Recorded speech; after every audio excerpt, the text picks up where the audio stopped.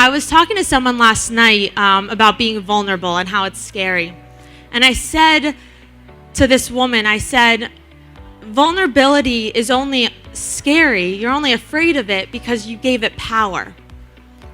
The moment you decide to share your vulnerabilities, you took back your power. And I don't think I've ever shared on stage before what I deal with. And I struggle with severe ulcerative colitis. And I don't think I've ever shared that because it is so debilitating. It is so difficult. Day in and day out, there's so much fear that I feel that I won't be healthy enough to do the things I love to do. And I share this with you because it's important.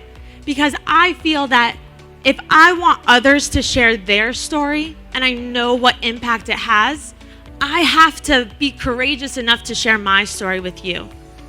And so I want to ask a question.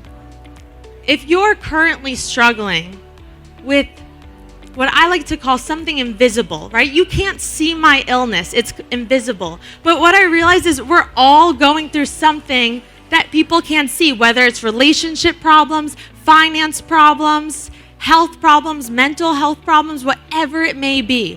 And so I'm asking, if you're struggling with something in your life that's affecting you, to raise your hand. Look around.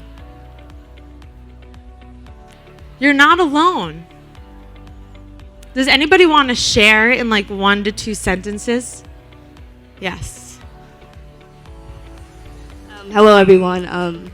I'm 19, but I want to say this has been the hardest year of my life because back to back, I've suffered so much loss, such as I lost my mom unexpectedly, and I was in college, and around that time, you realize how people see you and who truly love you. I've lost so many friendships that I thought that would last forever, but the worst part was I lost myself throughout the whole entire process. What's your name again? Cache, give it up for her. That's amazing. One other person? Yes, well, right now my mother has stage 6 Alzheimer's, and I've been taking care of her. And one of the things that I realized is I asked her, hey, Mom, what has been the best day of your life? Just kind of testing her.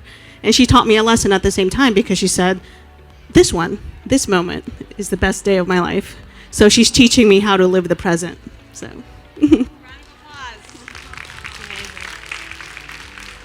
My name is Lydia, and I was emotionally abused, psychologically abused for about 4 decades of my life. It starts very early, indirectly. Mine started at home. I don't think my mother really knew what she was doing, but it has such an impact on me. And then you attract abusers. I've never been hit before, never been touched, but the emotional and psychological abuse is the same or worse.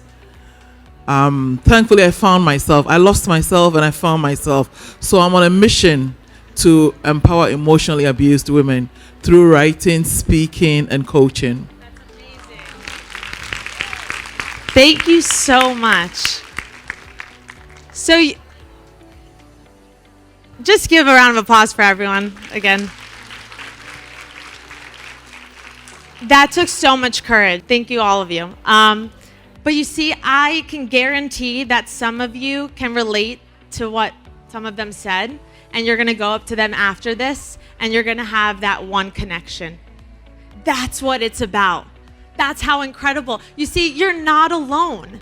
And that's why I started WEX, was because I needed a community in my life. I felt so isolated. And the only reason I felt so alone and isolated was because I wasn't truly sharing. When people said, how are you? I'm like, yeah, I'm fine. When really I'm not.